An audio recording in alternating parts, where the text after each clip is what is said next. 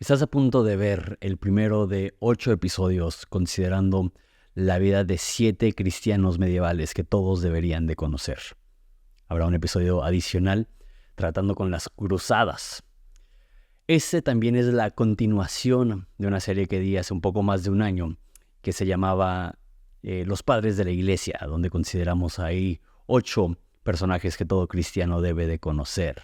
Entonces, al igual que la serie anterior, en ninguno de estos episodios es necesario verlos todos en secuencia. Cada uno va a ser una mini biografía. Sin embargo, sí están hilados de tal forma que al escucharlos en secuencia, no solamente estás aprendiendo acerca del individuo, sino que estamos viendo como un panorama de la historia de la iglesia. También podemos aprender de lo que estaba sucediendo alrededor del mundo occidental en ese momento. Entonces, si deseas ver la serie anterior, te va a ayudar a entender un poco más esta. Si deseas nada más entrar en materia, adelante. Iniciamos. 700 años antes de Cristo fue fundado lo que se convertiría en el imperio más poderoso sobre la faz de la tierra. El imperio romano duró por más de 1000 años. Es más, si consideras el reino bizantino, que fue una continuación de Roma, duró 2000 años. Pero en su poderío sobre la mayoría de Europa y todo el mundo mediterráneo, fueron más de 1000 años. No solo eso, sino que por 800 años, es difícil para nuestra mente comprender eso, por 800 años, la ciudad de Roma no fue conquistada, no fue sitiada, no fue destruida. Sin embargo, 400 años después de Cristo, Roma estaba en una espiral descendiente. Al principios de ese siglo, de los años 400 del siglo V, empezaron a perder territorio a los vándalos, a los visigodos, y perdieron Bretaña, perdieron grandes partes de lo que hoy en día es Francia, Galia, perdieron España, perdieron África, y poco a poco estaban cada vez más vulnerables. En ese entonces, en el año 410, sucedió lo que no había sucedido en 800 años. Llegaron las tribus germánicas a la puerta de la ciudad, y el ejército romano estaba tan débil que no pudieron hacerle frente. Por primera vez en 800 años fue saqueada la ciudad de Roma. Ahora, lo curioso de esto es que quienes saquearon la ciudad de Roma eran también cristianos. Una forma diferente de cristianismo, un cristianismo que no estaba bajo la autoridad de la iglesia en Roma. Se llamaban cristianos arrianos, que si viste la serie anterior hablamos a gran detalle de eso. Eso les permitía a las tribus germánicas ser cristianas sin someterse a Roma. Sin embargo, por el nombre cristiano que poseían, aunque un cristianismo herético, ellos respetaron las iglesias. Entonces, cualquier persona que se refugiaba en una iglesia era protegida. No solo eso, se habla de una destrucción casi absoluta de la ciudad. Sin embargo, no hubo violaciones en masa. Sí tomaban a las personas y las vendieron en esclavitud, y seguramente sufrieron todos los abusos que sufre un esclavo. Sin embargo, hubo cierta medida de protección. Como digo, todos los que se refugiaron en iglesias fueron salvos de morir o de ser vendidos a esclavitud. Entonces, sin embargo, esto provocó un trauma a nivel nacional, pero aún más a nivel ciudad. La ciudad que tenía 800 años invicta, una vez más, fue derrotada. Ahora, adelanta el reloj 40 años y había a las fronteras de Roma, en Italia, un ejército mucho más temible que los alemanes, que los germánicos. Se conocían como los hunes. De hecho, las tribus germánicas estaban huyendo de los hunes cuando invadieron el territorio romano. Al frente de los hunes, una persona infame llamado Atila. Atila de los hunos, también conocido. He visto diferentes traducciones para su nombre, entre ellos el castigo de Dios. Otro es el látigo de Dios. Y mi favorito, Atila, el azote de Dios. Es de las personas más conocidas por su violencia, frialdad, por la devastación que dejaban. Los germánicos sí derrotaron ciertas ciudades, pero realmente devastaron los campos y los ranchos y las afueras de las ciudades. Los hunes no. El ejército de Atila eran tan dados a sitiar ciudades que ninguna ciudad se sentía segura. Ya habían sitiado Milán y ahora estaban a la puerta de Roma. El trauma colectivo de lo vivido 40 años antes era palpable. Las personas estaban con pavor. No había ejército romano que protegiera a los ciudadanos de esa ciudad, de esta invasión y de este sitio y del saqueo que estaba a punto de sufrir Roma. Y salió una persona en ese momento a reunirse con el azote de Dios. Su nombre, Leo, que ante la historia se conoce también como León. Estoy usando Leo para esta serie. Y su apodo es Leo el Grande. Leo es un papa. Ahorita voy a explicar un poco más de eso porque a partir de Leo la idea del papado es transformada. Pero Leo es un papa y es uno de únicamente 2 papas que se conocen como el Grande. El siguiente es Gregorio el Grande, que de hecho veremos en el próximo episodio. Leo sale de las puertas de Roma, de el territorio de la ciudad de Roma, a las afueras a reunirse con Atila. Va sin ejército, va sin armas, va sin protección. Y lo siento casi un poco como personajes de lucha libre. No, en esta esquina tenemos Atila el Uno, azote de Dios. Y en esta esquina tenemos a Leo el Grande. Cómico. Cómico porque la gran fuerza romana ya no existía. De hecho, estaban a 24 años de desaparecer por completo el reino romano occidental. Sin embargo, en ese momento aún estaban con sus últimos toques de vida, con el terror de que Atila devastara y destruyera todo. Esta vez no era un cristiano herético entrando a Roma.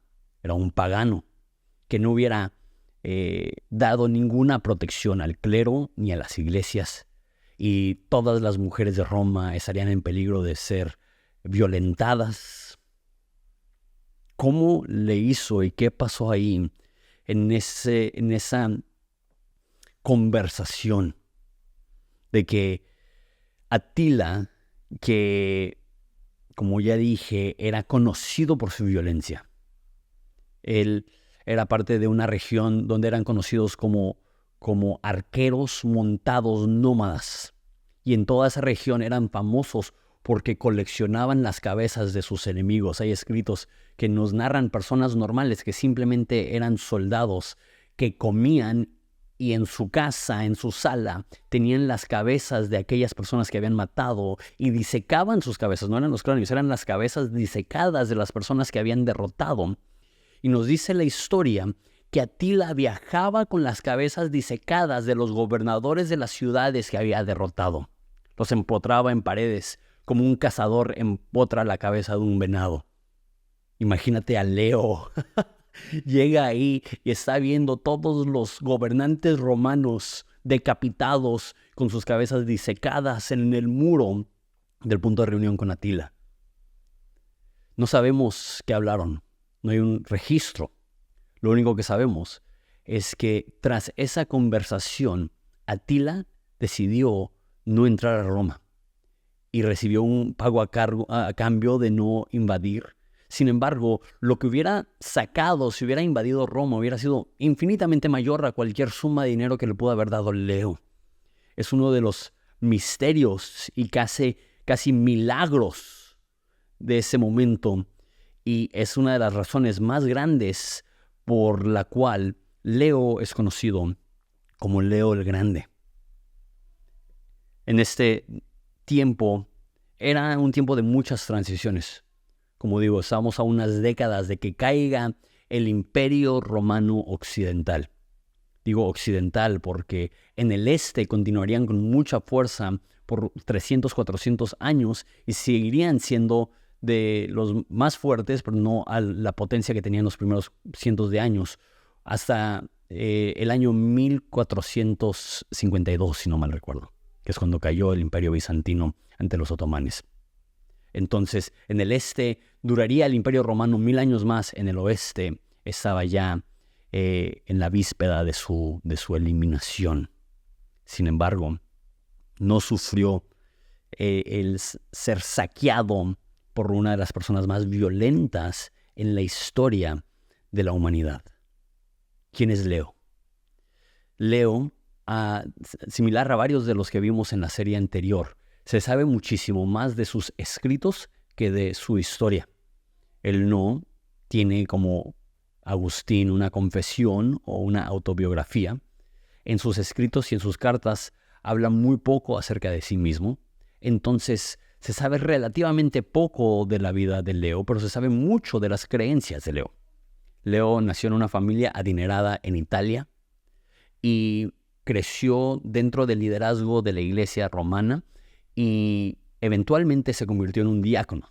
Ahora, nosotros conocemos diáconos un poco diferente. En la iglesia en Roma mantenían la cantidad de diáconos que había en la iglesia en Jerusalén en el libro de los Hechos. Únicamente tenían 7 diáconos y la mayoría de los papas salían de esos 7 diáconos. Entonces ser un diácono en la iglesia en Roma era un puesto de muchísimo poder y autoridad. Tanto así que hubo una disputa entre 2 gobernadores en Galia, que es hoy en día Francia, y enviaron a Leo a resolver esa disputa que había entre estos 2 individuos. Y mientras estaba en Galia, murió el patriarca, el papa, el obispo de la iglesia en Roma. Entonces se sometió a una votación quién iba a ser el sucesor de dicho papa y eligieron a Leo. Entonces le avisaron a Leo que había muerto el papa y que él había sido elegido y él llegó a Roma. Entonces hubo una transición durante los tiempos de Leo de el imperio romano gobernando el mundo a de repente caos y destrucción y el retroceso más grande en la historia humana. A lo mejor se podría debatir, pero los europeos no iban a volver a construir estructuras o tener gobiernos o tener el dinero o la influencia que tuvo el imperio romano por 1500 años. Por 1000 años, en los años 1500. Por más de 1000 años, los europeos veían los logros y las ruinas de los romanos y decían, ¿cómo le hicieron? Cosas tan sencillas como los acueductos o las calles no pudieron ser superados y tenían que irlos reparando poco a poco hasta que cayeron en desuso y no pudieron reemplazarlos. Entonces pasas de tener el imperio a tener el sistema feudal poco a poco, porque al principio sí habían diferentes reinos fuertes, pero se fueron desvaneciendo y desvaneciendo esas fuerzas. Entonces se perdió el imperio romano en Europa, pero lo que se mantuvo fue la iglesia. Entonces pasó de ser en los años 300 y 400 los emperadores cristianos, las personas con mayor autoridad, a ser el papa la persona que tenía mayor autoridad. Ahora, antes de esto no había un papa, habían 5 papas, porque habían 5 ciudades que compartían autoridad encima de todo el cristianismo. Esas ciudades eran Roma, Constantinopla, Antioquía, Jerusalén y Alejandría. Y cada uno de ellos tenían su propio papa. De hecho, a la serie anterior, cuando hablamos de Atanasio de Alejandría, si ves escritos católicos, le llaman el Papa Atanasio. Pero él no estaba en Roma. La razón es que a los jefes de estas, a los líderes de estas iglesias que tenían una autoridad sobre todo el reino y sobre toda la región, se les conocían como los patriarcas. Y papa es una derivación de la idea de patriarca. Sin embargo, Leo fue la primera persona que empezó a enfatizar lo que se llama la sucesión de Pedro. Ahora, sucesión apostólica es algo que la iglesia había practicado desde sus inicios. Sucesión apostólica es que las diferentes iglesias trazaban su inicio a uno de los apóstoles, mínimo en las iglesias grandes. Entonces, en Alejandría se creía que Marcos, el autor del libro de Marcos, fue quien fundó esa iglesia. En Antioquía tienes a Pablo que empezó esa iglesia. Y en Roma se creía que Pedro fue quien fundó esa iglesia. Entonces, cada uno decían, mira, de Marcos, él le dio autoridad al que sigue, y él que le dio autoridad al que sigue, y él le dio autoridad al que sigue. Entonces, el papa de la iglesia en Alejandría realmente se consideraba sucesor de Marcos. Y así en las diferentes ciudades. Pero Leo fue la primera persona que empezó a decir, si Pedro fue el primer pastor de la iglesia en Hechos, y Pedro fue quien recibió el mandato de Jesús, apacienta mis ovejas, entonces quien es el sucesor de Pedro no solamente es un líder dentro de 5 líderes principales, sino que es el líder dentro de la iglesia. Ahora, sé que la mayoría de los que están escuchando esto saben que soy protestante. Entonces a lo mejor se les hace curioso que hable de los papas. 2 cosas. Tenemos que considerar que la iglesia protestante inició en los años 1500. Entonces muchos protestantes cometen este error. No sé por qué. Pero ven a los padres de la iglesia, que los padres de la iglesia se consideran los primeros 500 años, con mucho respeto y admiración. Y de ahí en adelante, del año 500 al año 1500, prácticamente dicen, y esa es una era católica donde la mayoría de personas se habían desviado de las escrituras. Sin embargo, no era así. Al principio del papado eran hombres que eran teólogos sanos, que eran hombres piadosos, que amaban y respetaban las escrituras, y poco a poco se fue distorsionando y llegó a su apogeo de distorsión en el siglo XIII, XIV, XV, XVI, que es cuando fue necesaria la reforma protestante. Y ojo, si hablas con un católico te dirá lo mismo, que el papado fue corrompiéndose poco a poco. Sin embargo, Leo el Grande es una persona maravillosa que debemos de considerar. Por eso también lo llamo luz en la Edad Media, porque luz en la Edad Oscura, porque sí hubo una oscuridad, y sí hubo un alejamiento de las Escrituras, y sí hubo una corrupción de la iglesia. Pero también habían algunas personas que se mantuvieron como baluartes de la verdad, como personas de las cuales tenemos tanto que aprenderle. Leo es uno de ellos. Entonces, en Leo empezó a ser transformado la idea, una vez más, de 5 papas a un papa.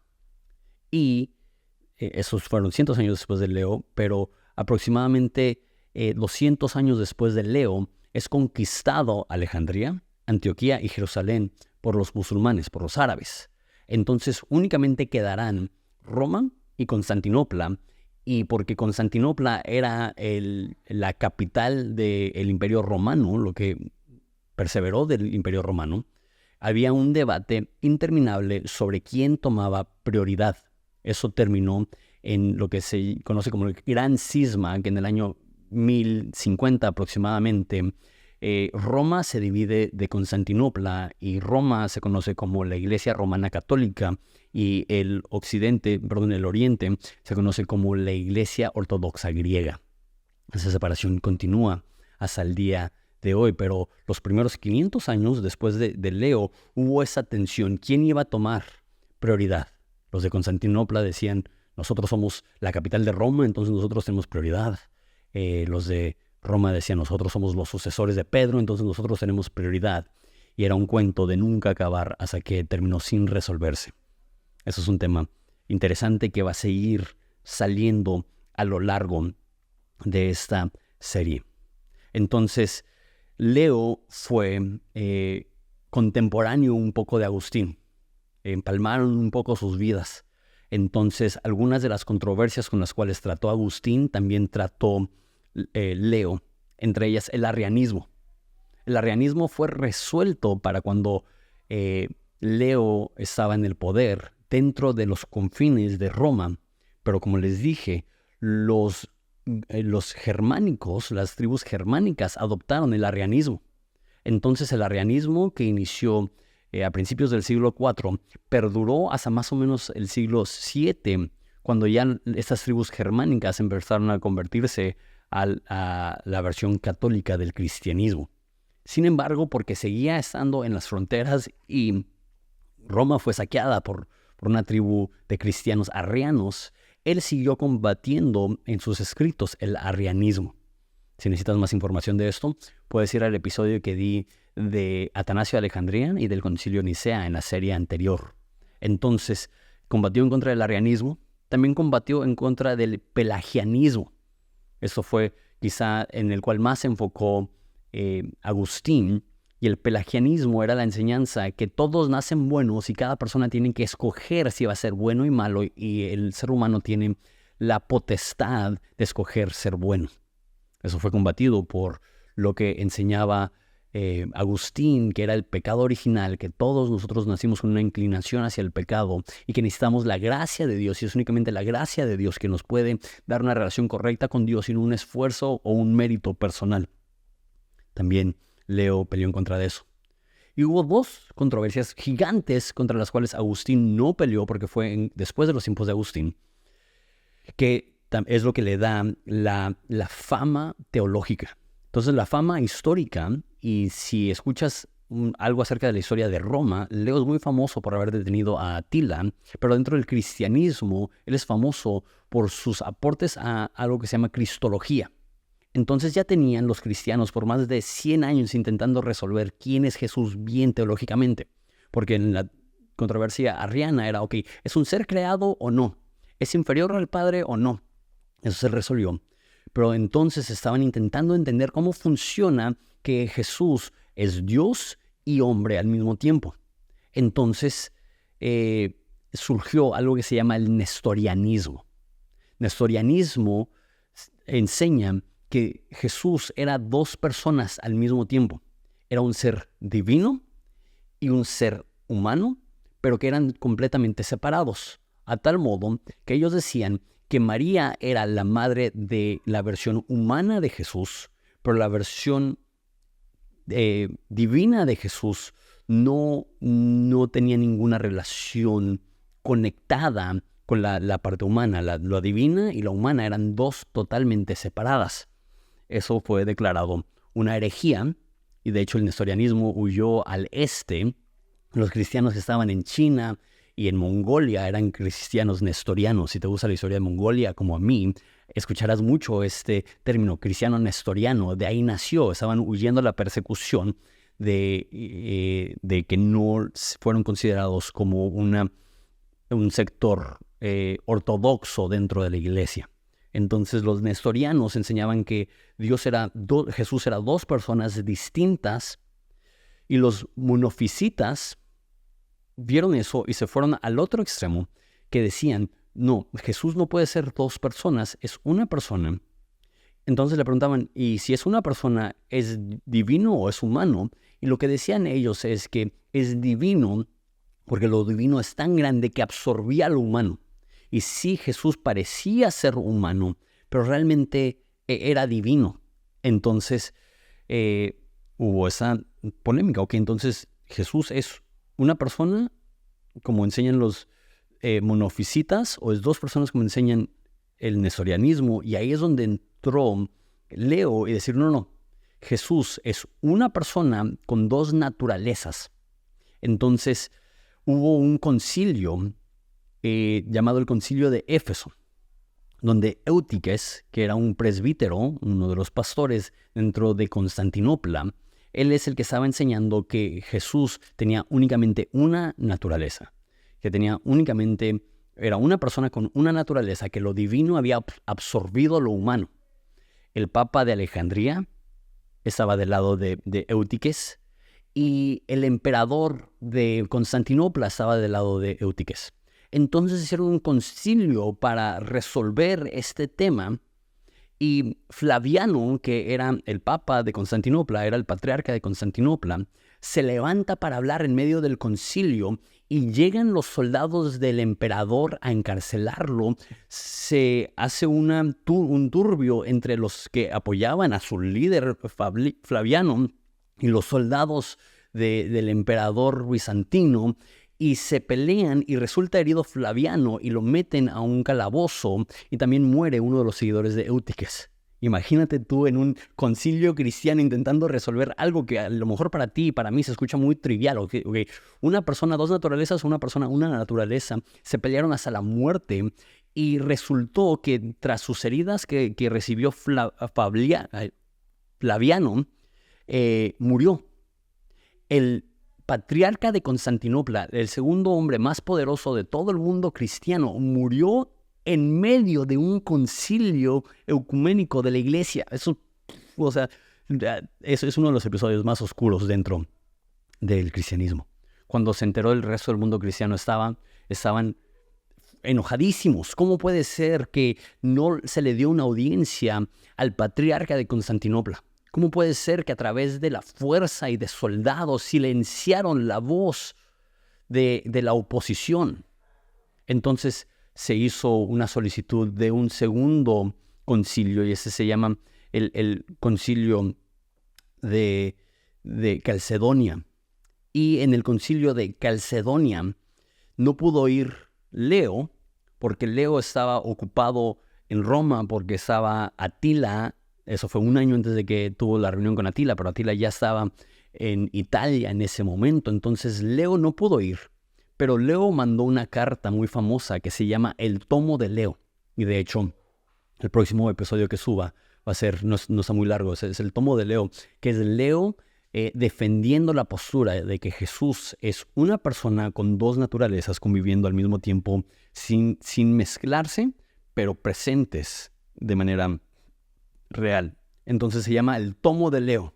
Entonces, en medio de esta controversia, leyeron el Tomo de Leo y al finalizar, a una voz en ese concilio, clamaron: Pedro ha hablado por la boca de Leo. Este es el verdadero sentimiento de la fe, que así creemos, que así enseñamos. Esta es la fe de los padres. A esta fe suscribimos. Pedro ha hablado por boca de Leo. Eso es lo que se empezó a considerar la autoridad del patriarca de Roma, como una autoridad derivada de Leo. Una vez más, eso es teología romana católica, a la cual yo no me suscribo. Sin embargo, en sus inicios no estaba distorsionado ese lugar, y realmente Dios usó la pluma de Leo para establecer una postura sana dentro de la cristología de la iglesia medieval. Él implementó lo que se conocen como las reformas de Leo. Ahí, como ya dije, se fortaleció la autoridad del Papa, la autoridad papal. También se promocionó la doctrina ortodoxa, como ya dije, en medio del nestorianismo, el pelagianismo, el monofisismo, que se me olvidó explicar. Fisi viene de como físico, mono, entonces monofísico, monofisitas, era una naturaleza, un ser en Jesús, no dos. También reformas administrativas que ayudaban a mejorar la disciplina de la iglesia y la moral del clero. Entonces estas reformas eran diseñadas para que no hubiera algo que se llamaba simonía, que simonía era cuando personas pagaban para obtener un puesto dentro de la iglesia. Entonces él trabajó en contra de eso, trabajó para que las personas que estuvieran dentro del liderazgo cristiano fueran personas morales y rectas. También era alguien que promocionó la caridad y la asistencia social. Eso es en un tiempo que no había ni hospitales, ni hospicios, ni programas de ayuda. Ya la dote romana ya no existía, ya no había forma de ayudar a los pobres. Entonces la iglesia cristiana tomó la iniciativa de ayudar a los más vulnerables. Y también él trabajó en la construcción y restauración de muchísimas iglesias y utilizó los recursos de Roma para reparar iglesias que ya estaban al borde del colapso. Leo marca la transición de la edad clásica a la edad medieval, una edad conocida por la innovación y crecimiento y cultura, reemplazada por una cultura conocida por el retroceso, por la falta de estructura, por una cultura bárbara, donde sí las personas se suscribían a la teología cristiana, pero no tenían la estructura que Roma tuvo por muchísimos años. Y por muchísimos años los medievales verían los logros de los romanos con asombro e intentarían reconstruir de manera fracasada vez tras vez el imperio romano. Intentarían replicar sus ciudades, su poder y su riqueza y su arquitectura, y no podrían por 1000 años. Sin embargo, en medio de la Edad Media, también fue conocida esa edad como la Edad Oscura. Pero en esa Edad Oscura había luz, y esa luz fue la iglesia. Y dentro de esta luz que brillaba, estaban esos 7 personajes que veremos, que realmente fueron luz en la Edad Oscura. Gracias por tu tiempo. Gracias por escuchar este primer episodio. Si te gustó, puedes darle like, dejar un comentario. Ayuda mucho el algoritmo para que más personas puedan ver este contenido. Si estás en Spotify, dejar una reseña también ayuda muchísimo. Y si quisieras apoyar lo que estamos haciendo en este canal para que podamos alcanzar a más personas, la forma de hacerlo es a través de Patreon. Entonces, gracias a los que ya están apoyando. Si quieres apoyar, el link va a estar en la descripción. A cambio de tu aporte, hay algunos beneficios que tú también puedes recibir. Gracias por tu tiempo.